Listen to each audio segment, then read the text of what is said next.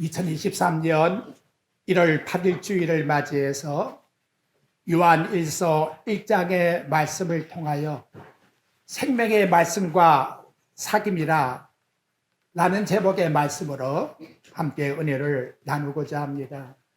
오늘 본문 요한 1서는 예수님의 제자 사도 요한이 기록한 하나님의 말씀입니다. 그런 요한복음, 요한 1서, 2서, 3서, 요한계시록 총 5권의 성경 말씀을 기록한 영광스러운 제자 중에 한 사람입니다. 기독교사를 보게 되면 예수님의 제자들은 사도 요한 외에는 모두가 다 순교자로 생을 마감하였습니다. 하지만 사도 요한은 장수하다가 추후 100년경 약 94세 때에 하나님의 부르심을 받은 것으로 전해지고 있습니다.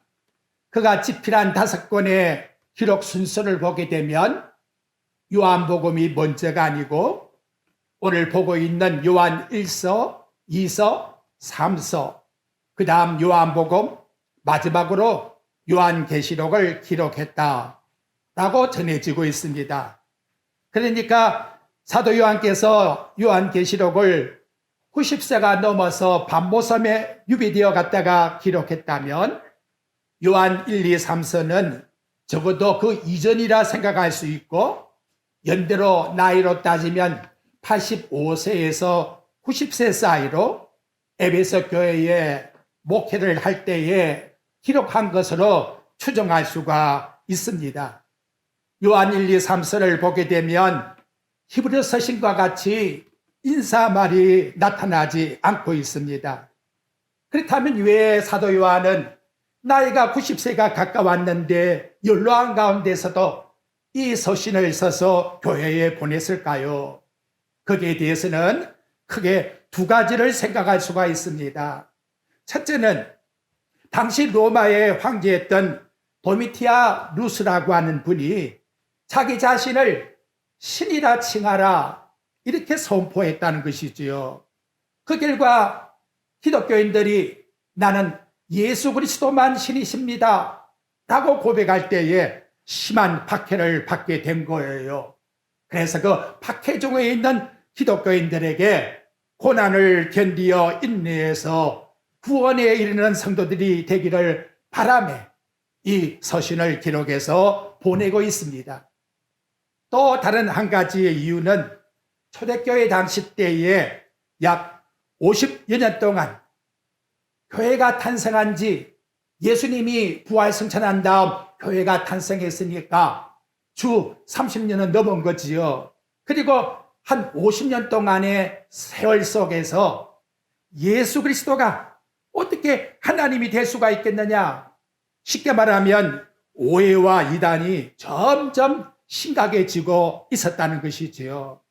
그래서 사도 요한은 예수님이 분명히 하나님이시다, 이 사실을 후손들에게 남겨줘야 될 것이다 하는 사명감을 가지고 하나님께서 이 서신을 기록하게 했다는 거예요. 그 당시에 극심했던 그 이단주의를 일명 영지주의라고 말하고 있습니다. 이들은 영과 그리고 육을 이유나 분리시켜서 영으로 구원받았으면 육체가 나가서 아무리 죄를 지어도 영과는 상관이 없다. 마치 오늘날 구원파와 같은 그런 흡사한 논리를 말하고 있다는 것이지요. 그래서 영으로 구원받은 자는 육체가 나가서 죄를 짓는다 할지라도 영혼에 영향을 끼치지 않는다고 하는 도덕 폐기론을 주장한 자들입니다. 뿐만 아니라 이 영계주의자는 가연설, 예수님이 이 땅에 오셨고 십자가에 죽으셨고 부활하셨고 성천하셨다는 것은 하나의 이렇게 보이는 진짜가 아니라 사실이 아니라 사실 같은 그런 사건이다, 이렇게 예수님의 사건을 부정했다는 것이지요. 그러니까 점점 나이가 든 사도 요한은 바로 당시의 성도들에게 신앙의 인내심을 가지고 믿음을 지킬 것과 영지주의에 미혹되지 말고 예수만이 하나님이란 역사적 사실을 가지고 바로 믿으라는 것을 일러주기 위해서 세 편의 편지를 썼다라고 하는 것을 서론으로 말씀드립니다. 먼저 이제 1장 1절의 말씀의 출발을 보십시오. 나타나기를 태초부터 있는 생명의 말씀에 관하여는 이렇게 시작이 되고 있다는 것이지요. 이 말씀을 읽는 순간에 우리 마음속에 뭔가 느껴지는 게 있죠. 사도 요한이 요한복음 1장 1절을 기록하며 거기도 태초에 말씀이 계시니라, 이 말씀이 하나님과 함께 계셨으니 이 말씀은 곧 하나님이시니라 하는 것을 사도 요한이 요한복음에서 말씀하지요. 그 말씀과 이 요한일서 1장 1절 말씀을 연관을 지어서 이 말씀을 연결해서 우리들에게 가르쳐주고 있다는 거예요. 태초에 하나님이 천지를 창조하시고 말씀으로 그분이 계셨는데 그 하나님의 말씀이 이 땅에 무엇으로 오셨느냐? 바로 생명의 말씀으로 생명을 주는 그런 역할을 하기 위해서 이 땅에 왔다는 것을 일러주고 있는 것입니다. 그렇다면 여러분, 우리가 예수를 믿는 것은 성경을 덮어놓고 성경을 믿는다는 게 아니지요. 우리에게 예수를 믿는 믿음이라는 것은 성경 속에 생명을 주고자 하시는 예수 그리스도를 믿는 거예요. 그 예수 그리스도를 내가 믿을 때에 그것은 역사하시는 생명이 내 속에서 역사하고 있다는 것을 나와 여러분들에게 일러주고 있는 겁니다. 그러므로 나와 여러분이 성경만 가지고 예수를 믿는다 하면 그것은 결국 종교 생활은 되지만 믿음 생활은 결코 아니라는 거지요. 하나님께로 난 자가 누구냐? 하나님이 이 땅에 하나님의 자녀로 삼은 자가 누구냐? 지금 보고 있는 요한일서 5장 1절에 이렇게 말씀해요. 예수께서 이 땅에 나사렛 땅에 계셨던 그 예수님, 그분이 그리스도이심을 믿는 것, 바로 그 자가 하나님께로부터 난 자라고 말씀하고 있다는 것이지요. 우리 지난주에 호세아서를 통해서 보았습니다마는 내 백성이 지식이 없어서 망하는도다. 인간이 망한다는 것은 지식이 없어서, 권세가 없어서 세상의 무엇 때문에 망하는 것이 아니에요. 하나님 앞에서 인간이 망한다는 것은 마땅히 하나님 앞에 깨달아야 될 이 땅에 오신 그 그리스도가 하나님이라는 사실을 믿지 않기 때문에, 믿지 않는 그 믿음이 결국은 우상을 숭배하게 만들고 하나님과 이격시키게 만들어서 인간을 불행하게 만든다는 것이지요. 그래서 사도 요한은 예수를 믿는 그리스도인이 반드시 알아야 될 믿음의 내용이 뭐냐? 지금 보고 있는 요한일서 5장 20절에 가보게 되면 거기에 현대인 성경으로 이렇게 말씀해줘요. 그러나 하나님이 아들이 오셔서, 하나님 아들이 오셨지요? 예수님이 이 땅에 오셔서 우리에게 깨달음을 주심으로 확증적 증거를 주었어요. 참되신 하나님을 알 수 있게 하셨습니다. 그래서 우리는 참되신 하나님과 그분의 아들 예수 그리스도 안에 있게 되었습니다. 예수 그리스도는 참되신 하나님이시며 영원한 생명이십니다. 이렇게 우리에게 일러주고 있는 거예요. 우리에게 생명은 뭐냐? 내가 예수님이 하나님 되심을 믿는 것, 그것은 하나님이 나와 함께 동행하고 있다는 사실을 확정적으로 믿고 가는 거예요. 그러면 예수님께 속하지 아니한 자가 누구냐? 요한일서 4장 3절에 보니까 예수를 신하지 아니하는 영받아 하나님께 속한 것이 아니니 이것이 즉 그리스도의 영이니라. 예수님, 여기에 초점이 있는 거예요. 그분이 하나님이신 것을 믿지 아니하면 하나님 앞에서는 즉 그리스도의 영이라고 이와 같이 일러주고 있다는 것이지요. 이제 여러분에게 말씀드릴 두 번째 말씀은, 그래서 사도 요한은 예수 그리스도께 대한 그 입증을 주저하지 않고 있다는 거예요. 오늘 본문 말씀 1, 2절 말씀과 3절의 내용을 보게 되면 계속 반복되어지는 말씀이 나와요. 그 말씀은 뭐냐? 내 혼자 본 것이 아니라는 거예요. 이 생명에 관한 말씀이 나 혼자 하나님 준 게 아니라는 거예요. 여러분 1절 보십시오. 태초부터 있는 생명의 말씀에 관하여는 우리가 들은 바요, 눈으로 본 바요, 자세히 보고 우리의 손으로 만진 바라. 이렇게 우리에게 말씀해 주지요. 3절도 봐요. 우리가 보고 들은 바를 너희에게 전함은, 이렇게 우리에게 말씀해 주고 있지요. 여러분, 사도 요한은 혼자서 예수를 믿고 보고 그래서 일러주는 말씀이 아니라 12사도가 다 보지 않았느냐. 고린도전서 15장 6절에 보면 그분이 성천할 때에 일시에 500여 무리가 동시에 보지 않았느냐. 이렇게 나는 확실히 전할 수 있는 확실한 증인이다 하고 우리에게 일러주고 있는 것입니다. 성도는 성경에서 예수님이 분명히 하나님이시다는 신앙의 고백을 증거하는 증인이 되어야 되는 거예요. 지금도 성경에서 일러주는 어제나 오늘이나 영원토록 동일하신 예수 그리스도, 그분은 죽은 자 가운데서 찾는 것이 아니에요. 살아계셔서 지금도 나와 함께 역사하시고 세상 끝날까지 함께 해주시는 바로 그분이 나와 동행하는 분이라는 사실을 힘차게 전할 수 있는 삶이 되어야, 확실한 증거로 내가 믿어져야 우리의 생활은 활기찬 믿음의 생활 속에서 살아갈 수 있게 되는 것입니다. 그래서 히브리서 11장 6절에 보면 믿음이 없이는 기쁘시게 못하나니 하나님께 나아가는 자는 반드시 그가 계신 것과 하나님이 반드시 살아계심을 믿으십니까? 그렇게 하면 그분은 임마누엘의 하나님이세요. 지난 일주일간도 여러분과 함께 계셨고 지금도 우리와 함께 계신다는 것이지요. 여러분, 아브라함이 독자 이삭을 갖다가 모리아산에 갖다 바칠 때에 그 마음의 믿음이 어땠을까요? 히브리서 11장 9절의 말씀에 보게 되면 이렇게 증거합니다. 저가 하나님이 능히 죽은 자 가운데서 다시 살리실 줄을 생각한지라. 야, 어떻게 이런 믿음을 가졌을까요? 하나님이 이삭을 갖다 바치라고 했지만 하나님은 그 죽은 이삭을 다시금 살려서라도 나에게 주실 것이다 하는 확실한 믿음을 가지고 있었다는 거지요.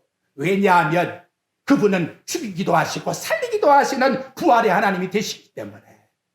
오늘 나와 여러분 이런 확증적 믿음을 가지고 살아가셔야 돼요. 그걸 어떻게 한다? 전하기를 소원하고 바로 이것을 세 번째로 사도 요한은 사명으로 여겼다고 우리에게 일러주고 있는 것입니다.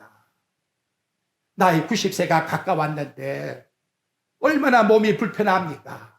자기 스스로 살아가기도 힘든데, 근데 이것만큼은 내가 후손들에게 전해줘야 되겠다. 이 땅에 이것만큼은 남겨줘야 되겠다. 뭐냐? 예수는 죽은 하나님이 아니라 살아계신 하나님이요. 그 하나님의 생명의 말씀이 함께 역사하기 때문에 성도들아 근심하지 말라. 이걸 전해주는 것을 바로 사도 요한은 사명으로 여겼다고 말씀하고 있습니다. 이 한 시간도 올해 저와 여러분의 사명이 뭘까요? 망할 자들은 바벨탑을 쌓다가 망하는 거예요. 바벨탑이 무엇입니까? 인생의 부와 인생의 높음과 인생의 잘남과 인생의 자랑을 쌓다가 인생의 삶을 살게 되면 창세기 11장 4절에 보니까 우리의 이름을 내고 온 지면에 헛되짐을 면하자 했지만 하나님은 바로 그러한 자들에게 그 야망을 무너뜨리고 바벨탑을 쌓지 못하게 흩어버리셨다라고 말씀하고 있는 거예요. 오늘 이 한 시간도 올 한해의 인생의 삶의 목적을 분명하게 정하셔야 합니다. 다윗은 시편 20장 7절에서 말해요. 혹은 병거 혹은 말을 의지하나 우리는 나는 여호와 예수 그리스도의 이런 말을 자랑하리로다. 예수 그리스도 없는 인생의 삶은 아무 존재의 가치가 없다. 이걸 명확하게 우리의 심령 속에서 나타내야 되는 거예요. 이것 자랑하다가 사도 요한은 밤모섬에 정배되어 갔습니다. 죽는 날까지 거기서 고통을 당했지만은 하늘의 문이 열리고 하늘나라의 신묘함을 보게 되었으니 얼마나 놀라운 은혜를 받았는가라는 거지요. 오늘 이 한 시간도 삶을 내가 뭘 먹고 어떻게 살아갈까? 얼마만큼 훌륭한 것을 내가 남길까? 이것은 망하는 거예요. 우리에게 가장 중요한 것은 살아도 나는 예수 위하여 살고 죽어도 예수 위하여 죽고 흥해도 예수 위하여 망해도 예수 위하여 예수님만이 나타나기를 저는 소원합니다. 이것이 바로 사도 요한이 요한 1서를 기록하는 목적의 같은 의미라는 것을 일러주고 있는 것입니다. 세 번째로 이러한 삶을 가진 자에게 하나님은 무엇을 줄까요? 4절 말씀의 내용을 보십시오. 우리가 이것을 쓰면 우리의 기쁨이 충만하게 하려 합니다. 충만한 기쁨을 주기 위해서 이와 같이 이 글을 쓰고 있다. 뭐지요? 예수님이 하나님 되신다고 하는 것을 증거로 나타내며 기록하고 있다라고 말씀하고 있다는 거지요.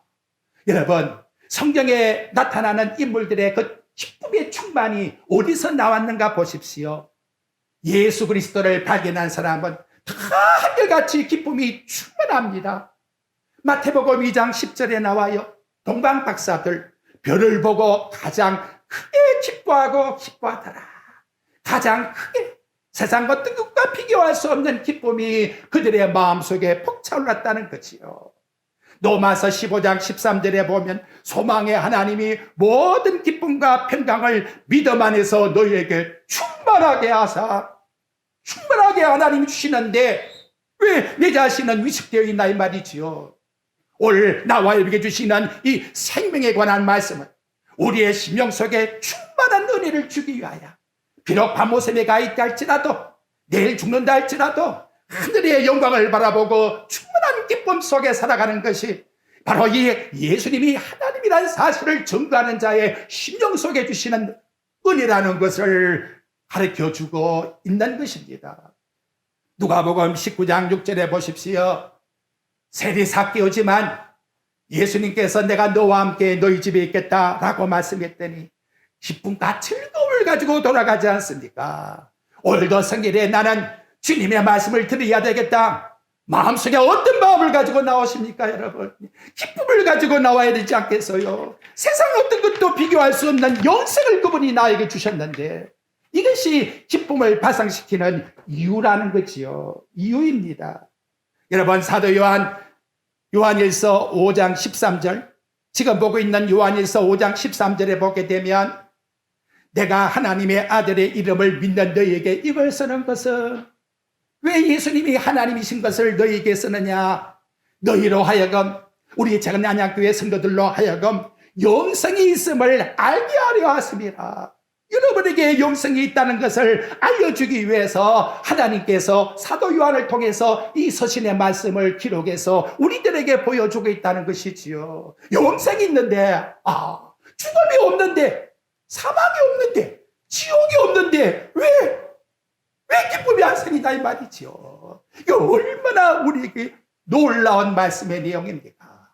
여러분, 옥토에 생명의 씨앗이 탁 떨어지게 되면 열매가 맺을 수밖에 없는 거예요. 하나님의 성령이 내 심령 속에 생명의 말씀을 심겨 놓으면 나는 무엇이? 기쁨이 나오지 아니할 수가 없는 거예요. 그래서 은혜는 칼이 쓰고 기쁨은 명사형으로 카라라고 헬라어에 말씀하고 있는 거예요. 오늘 나와 여러분, 바로 이 기쁨에 충만합시다. 밤빛불과 같이 비치는데 열이 없으면 무슨 의미가 있나 이 말이죠. 정말 나는 기쁨에 충만한 사람이다. 그것은 내가 구원을 받았기 때문이다 하는 사실을 나와 여러분들은 확증을 가지고 믿으셔야 돼요. 의심하지 말고 말씀이 곧 나에게 생명이라는 것을 믿고 그대로 확정하고 믿으십시오. 그래야 할 때에 우리의 심령은 기쁨 속에 사도행과 같이 연로하다 할지라도 피곤하다 할지라도 어려움 속에 있다 할지라도 내 영은 기쁨으로 하나님께 영광을 돌려드릴 수가 있다는 것입니다. 근데 여러분, 이 기쁨이 왜 사라졌을까요? 그 이유를 8절부터 10절에서 밝혀주는데요. 거기 내용에 보게 되면 만일이라고 하는 단어가 3번 나오고 아울러 만일 뒤에는 죄가 나오고 있습니다. 문제는 뭐냐? 내가 잘나고 똑똑했다는 거예요. 죄가 없다고 말하면 스스로 속이는 자라는 거지요. 8절 하반절에 보니까 진리가 우리 속에 있지 않다는 거예요. 그렇게 말하면 진리가 마음속에 있지 않다는 거예요. 중요한 건 뭐냐? 9절에 보니까 만일 우리가 우리 죄를 자백하면 하나님 앞에 어렵다 할 자가 누가 있겠다 이거지. 우리 하나님 앞에 나는 죄가 있습니다라고 하는 죄인인 것을 자백하는 그것이 곧 하나님의 은혜 속에 살아가는 자의 삶이라는 걸 나타내주고 있다는 것이지요. 그래서 나와 여러분에게 이 죄는 어떤 역할을 하고 있느냐? 이사야서 59장 1절부터 3절에 보니까 여호와의 손이 짧아 구원치 못하심도 아니요 귀가 둔하여 듣지 못하심도 아니라 오직 너희 죄악이 너희 하나님 사이를 내었다 간격을 벌려놓았다고 이와 같이 말씀해 주고 있다는 것이지요. 여러분, 우리 삶 속에 기쁨을 회복하는 것은 오직 한 가지밖에 없어요. 본문 말씀에 나타나고 있는 7절 하반절 말씀에 보면 그 아들 예수의 피가 우리의 모든 죄를 깨끗하게 하실 것이요, 바로 이걸 믿으라는 거예요. 바로 이걸 믿으라고 우리에게 말씀해 주고 있는 것입니다. 영지주의자들은 죄를 지어도 내 영혼에는 아무 상관이 없어 이렇게 말하고 있지만 그게 절대로 아니라는 거예요. 그렇게 해서는 하나님과의 사귐을 가질 수가 없다는 거예요. 하나님 앞에 죄를 지으니까 아담과 하와 보십시오. 도망을 가버려요. 하나님의 낯을 피해버린단 말이에요. 그리고는 하나님 앞에서 변명을 해요. 이래 했다면 내가 변명해요. 그래서 남편은 아내에게, 아내는 뱀에게다가 변명을 하고 말았다는 것이지요. 그런데 결과 평안이 있습니까?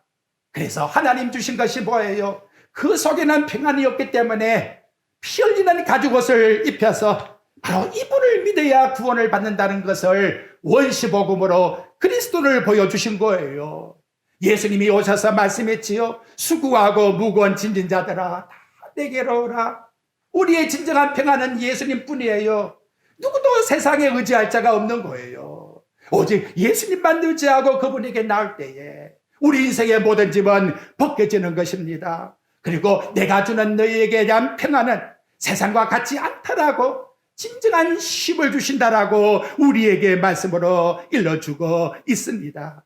이 놀라운 하나님 앞에서의 예수의 피의 효과의 능력이 지금도 유효해서 나와 여러분의 죄를 용서해 주시고 하나님과 우리 사이의 관계를 사귐으로 바꿔주시는 역할을 하고 있다는 것, 이것을 오늘 우리에게 성경 말씀은 일러준 내용입니다.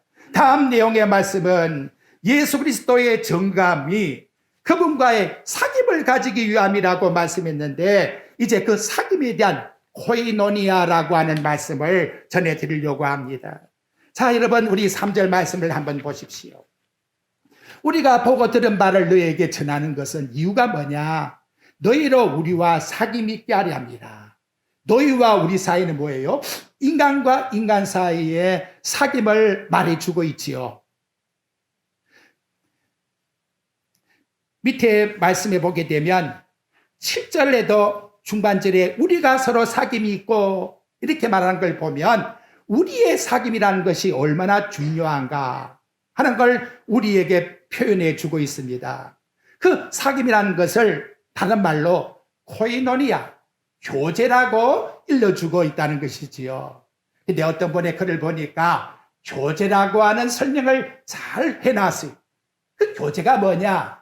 시간과 공간을 같이 하며 상대방과의 삶의 희노애락을 같이 하는 것, 그것이 바로 사귐이라고 말씀해 줍니다. 좋을 때만 같이 하는 것이 아니라 어려울 때로 같이 해주는 것, 우여곡절이 있고 슬픔이 있고 그리고 어려움이 있다 할지라도 모든 삶 속에서 함께 동행해 주는 그것이 교제여 사귐이라고 말씀을 합니다. 근데 그 사귐은 오늘 본문 말씀 6절 말씀의 내용에 보면 만일 우리가 하나님과 사귐이 있고 하는 말씀을 전제로 던지는데, 놀라운 것은 여러분, 그 삼위일체라고 하는 삼위의 관계가 바로 사귐 속에 있다는 것을 우리에게 신학적으로 일러주고 있는 거예요. 성부와 성자와 성령 한 하나님이 서로가 교제 속에서 있다는 거예요. 신비 속에 있는 것이지요. 그리고 에덴 동산이라는 것은 코이노니아, 사귐의 성지라는 것을 우리에게 일러주고 있는 거예요. 에덴이 낙원인 것은 뭐예요? 사귐이 있기 때문에 낙원이에요. 하나님과 인간 사이에 사귐이 있고, 인간과 인간 사이에 사귐이 있고, 인간과 동물 사이에 사귐이 있고, 그리고 거기에는 해함도 없고 상함도 없고, 이게 진정한 사귐 속의 삶이라는 것을 말해주고 있다는 거지요. 그런데 사귐이 왜 깨어졌습니까? 이유는 하나밖에 없어요. 범죄했기 때문에. 그래서 죄악은 코이노니아 사귐을 깨트려버린다는 것을 일러주고 있는 것입니다. 그렇다면 하나님의 성경의 역사는, 이 역사 속에 우리에게 보여주는 말씀은 무엇을 우리에게 일러줄까요? 하나님은 절대로 마귀에게 이 영적 사귐, 하나님이 처음부터 요구하시는 이 행복을 절대로 빼앗기지 않는다는 거예요.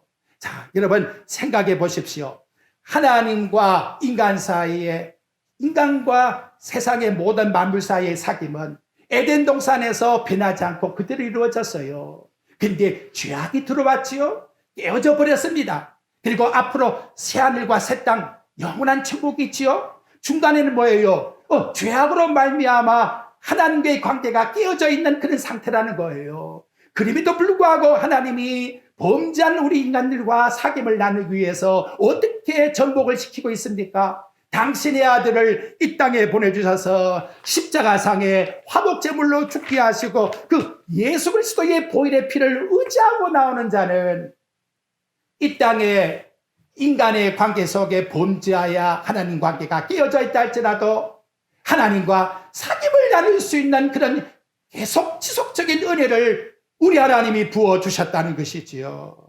그래서 구약 때에는 하나님께 짐승의 피를 가지고 나오게 했지만 그것이 진짜가 아니기 때문에 신약에 와서 당신의 아들을 이 땅에 보내주어서 우리에게 영원한 사귐을 가질 수 있게 만들어 주었다는 것입니다. 그러므로 우리의 영혼 속에 예수의 생명이 심겨져 있는 바로 그러한 자에게는 이 놀라운 사귐이 떨어질 수가 없다는 것을 나와 여러분에게 말씀해 주고 있는 거예요.